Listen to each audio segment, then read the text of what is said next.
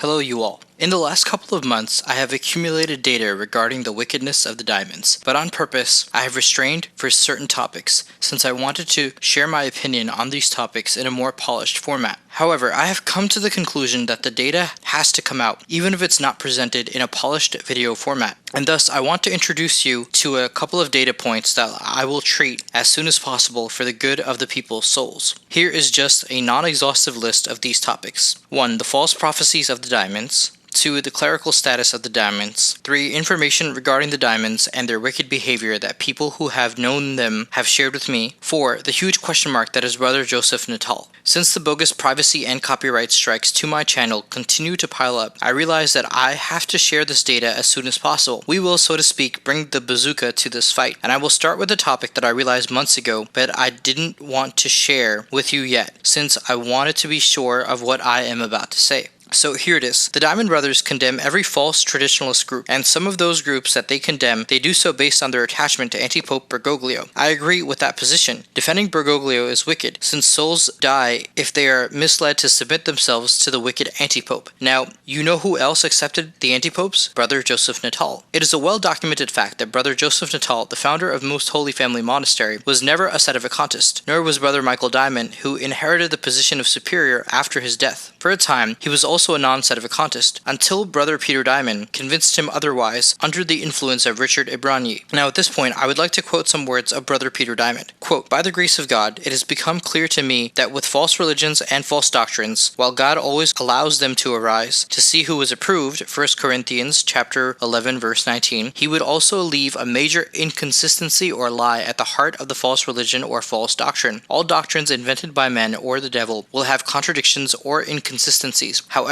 with false doctrines that have misled multitudes and stood out in history, the inconsistency in it will frequently be hidden, right in plain view. That is to say, it will be present in the most prominent element or elements of the false position. The contradiction or lie will be sitting there, right in front of everyone, awaiting detection, but few are able to see it." Unquote. From the documentary Protestantism's Big Justification Lie. This quotation was very present in my mind when first considering this issue, since it is extremely relevant to this whole situation. Brother Joseph Natale, the founder of Most Holy Family Monastery, was never a sedevacantist, but the Diamonds are reverential in their treatment of their founder, instead of condemning him for never being a sedevacantist. My brother-in-law, the only other monk who lives at Most Holy Family Monastery, told me personally that Brother Joseph Natale was just a simple-minded monk who didn't have liability for not being a sedevacantist, since he was not an academic or an intellectual. That's the official excuse. Now, if you are not familiar with the sedevacantist position, or if your first contact with it came from the Diamond Brothers, you might think that this position was started or popularized by the Diamonds themselves, but nothing is further from the truth. The sedevacantist position existed with clear representatives in many parts of the world since the 1970s. Literally years before the physical existence of the Diamond Brothers. Now, Brother Joseph Natale never became a sedevacantist. Why? You might say, oh, he didn't have access to the proper information regarding the sedevacantist position. For instance, the bull Cum ex apostolatus officio. False. Richard Ibrani, who even met Brother Joseph Natale in person, was aware of many sedevacantist arguments even back then, and the available evidence suggests that Brother Joseph Natale didn't want Ibrani near the monastery or influencing people connected to it due to this reason. So no, he was not misinformed. He knew the true position and rejected it. In fact, I was able to confirm through some source that Brother Joseph Natale was aware of the majority of the arguments in favor of sedevacantism and still rejected them obstinately and with ferocious bad will. But to be completely fair, let's assume that he was misinformed and misguided and he didn't know any better. Now, even if that's the case, it doesn't matter, because Brother Joseph Natale, according to Brother Michael Diamond, was a prophet, a mystic in direct communication with God, as it was noted in public on April 25, 2014 through their article titled Amazing. The final judgment ending our Benedictine fraud lawsuit was issued on the feast of Saint Benedict, March 21, 2014. In that self-incriminating article, a joyous and naive Brother Michael Diamond spills the beans and gives us in public a direct and explicit picture of how Brother Joseph Natale is, at least in the sight of Most Holy Family Monastery. Brother Michael says the following, quote, "The founder of our monastery, Brother Joseph Natale, actually predicted that our monastery would be the beacon of light of all Catholicism, the forerunner of Christ's second coming, and the final religious order in the world. When I entered the monastery in 1992, the superior was Brother Joseph Natale. He passed away in 1995. He was known to have certain miraculous spiritual gifts. I witnessed them myself on many occasions. It's also a fact that many years ago, Brother Joseph said he was told by God that our monastery would be the only beacon light of Catholicism left before the end of the world and the forerunner of Christ's second coming. He also said we would be the last Catholic religious order in the world. It's simply a fact that he made these predictions. I heard them myself, and he told many others decades ago." Unquote. From this enthusiastic eulogy, we can safely assume from the following positions for Most Holy Family Monastery. 1. It is safe to assume that Most Holy Family Monastery thinks that Brother Joseph Natale was a proper, real, and good mystic. 2. It is safe to assume that Most Holy Family Monastery thinks that Brother Joseph Natale was a prophet, saint, and that they believe he is in heaven right now. Now, it is also notable to see that the satanic pride of the diamonds, or their inflated notion of who they are, is directly rooted in what Brother Joseph Natale taught them. So Brother Joseph is not just a place of decoration in the system of beliefs of Most Holy Family Monastery. He is a central piece, the founder, a critical piece of the puzzle. Now I ask you again, and meditate on this slowly, why he never became a sedevacantist. Well, the excuse is that he was simple-minded or uninformed. Really? How? How could someone with direct access to God through visions be misinformed about a crucial aspect of the ecclesiastical reality? Well, you might say, his mission was not to preach sedevacantism, but only to found Most Holy Family Monastery. But even that is not in accordance with the nature of the visions that Brother Joseph Natale received, and here is the proof. The following citation is from the book The Smoke of Satan, written by Michael W. Cuneo and published in the year 1997. I have personally checked if the diamonds have even claimed if this book says lies, and no, they haven't written anything against the book, which, to me at least, suggests that they prefer this topic totally buried, and they haven't even tried to claim that the citation is invalid, with the most probable reason being that the citation is accurate. So here is the quote. Here is what Brother Joseph Natale received as a vision. Quote, "Brother Joseph suggested to me that he had been infused as a young man with the gift of prophecy. A special, mysterious, divine knowledge is how he referred to it, and it was this that had afforded him special insight into the travails of contemporary Catholicism. I know this is hard for you to understand, so I'll just give you a couple of illustrations," he said. "Even before Vatican II was finished, I knew absolutely, that it was part of a communist conspiracy to destroy the Church. The bishops at the council wanted to democratize Catholicism. They wanted an egalitarian theology, and most of them were secret communists and Masons. They knew exactly what they were doing. My community here was the first one in the United States to see the council for what it really was, and we rejected it completely." Brother Joseph's second illustration of his prophetic powers concerned Pope John Paul I, who was found dead in his quarters of an apparent heart attack on September 28, 1978, just 1 month after his election to the papacy. "Regardless of what you have been told," he said, "John Paul I did not die of natural causes. He was murdered. Shortly after his election, I went into a kind of trance and was told that John Paul I would be murdered because he wanted to return the Church to its traditions. He was murdered by his own. The communist infiltrators in the Vatican and the College of Cardinals, working together with the Masons, killed John Paul I. At the same time, I also had a vision of John Paul II, and I was told that he would be the next pope and also that he would be an authentic pope, even though most of his actions would be controlled by communist advisors and manipulators in the Vatican." Unquote. Did you catch that? Let's repeat it. This is what the false prophet and founder of Most Holy Family Monastery says he received in a vision. Quote, "At the same time, I also had a vision of John Paul II, and I was told that he would be the next pope, and also he would be an authentic pope, even though most of his actions would be controlled by communist advisors and manipulators in the Vatican." Unquote.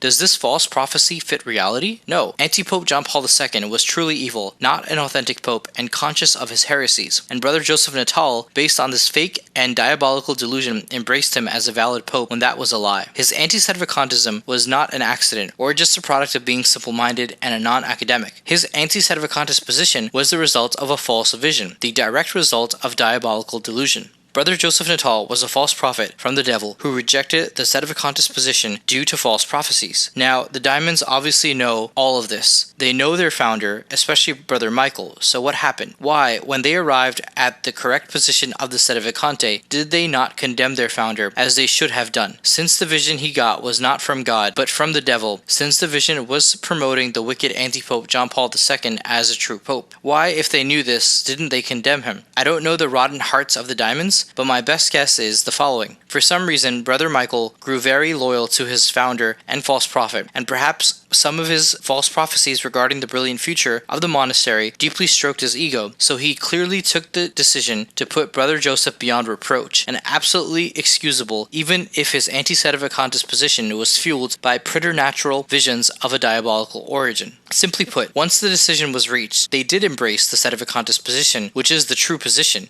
but they refused to condemn someone that should have been condemned as a false prophet and a false traditionalist. Behold, the blasphemous human respect of the Diamond Brothers. They maintain religious communion with their diabolically deluded founder, even though that's an abomination. They not only maintain communion with that deluded tool of Satan, but they also exalt him in public as a saint, even when he rejected the truth due to false visions. This means, simply put, that the most likely scenario is that the Diamond Brothers became schismatics shortly after concluding that they would accept sedevacantism, while accepting in their heart the blasphemous idea that Brother Joseph Natale is a saint, even though he was told by the devil that John Paul II would be a true pope. But we know better as Catholics. God cannot deceive others nor deceive himself, and thus the wicked visions of Brother Natale are no excuse for his rejection of the truth. If he had been a true prophet, he would have known the correct position, the sedevacante, through the input of God, but he didn't. He in fact got a strong delusion instead. But wait, it gets worse. Some months after Brother Michael suggested that Brother Natale is in heaven, Brother Peter published a video entitled,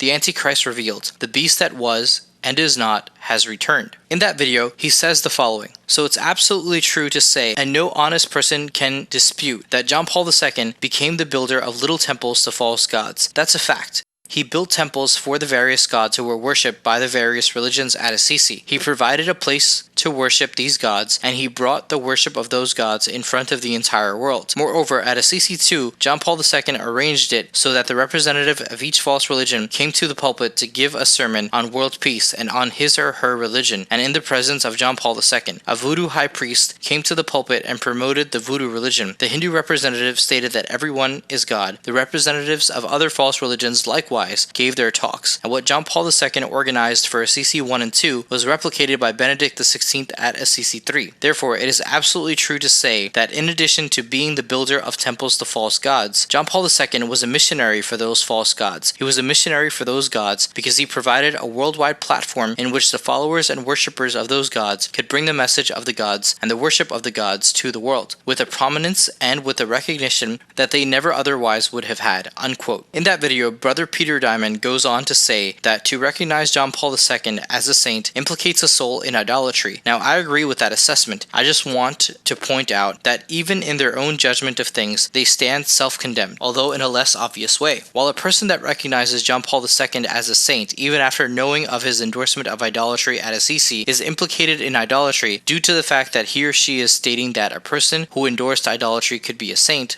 the Diamond Brothers are also implicated in idolatry, since they publicly have acknowledged someone as a saint and a true prophet from God, while that person had endorsed John Paul II as an authentic pope, and that was based precisely on a vision that he deemed came from God himself. Therefore, the endorsement of the false diabolical visions of Brother Joseph Natale implicates the Diamonds in an indirect endorsement of the content of these false diabolical visions, which, in the case cited, included an explicit and supposed divinely sanctioned rejection of sedevacantism. In their blindness, the Diamonds didn't realize that while condemning others for accepting the anti-pope John Paul II, they also got implicated in a similar connection and endorsement of his anti-papacy through human respect and the public endorsement of the false prophet Brother Joseph Natale, who endorsed the anti-papacy based on false revelations. The only way this assessment could be proven incorrect or lacking is if the book of Michael Cuneo is lying about the statements of Brother Joseph Natale, which in all fairness seems exceedingly unlikely, since if that were the case, the Diamonds most likely would have already said something in public about it. And never mind that Michael Cuneo is still alive and probably has tapes of the interviews conducted with Brother Joseph Natale. So here you go, the Diamonds maintained, since the 1990s, their affection and religious communion with a false traditionalist, their founder, a false prophet and a false visionary that was anti-sedevacantist precisely due to diabolical delusions, and they have kept this close religious communion even until the the present, and even to the point of publicly endorsing that false prophet. For this reason, it is not a surprise that they embrace schism in other ways, like when they decided to side with Giovanni Olivares, the schismatic who broke communion with me, a true Catholic, since he falsely accused me of being an occultist. Now that occurred in 2018, and they still maintain religious communion with that schismatic. And William Burke, the last time I checked, was still close friends with that abominable schismatic. A similar occurrence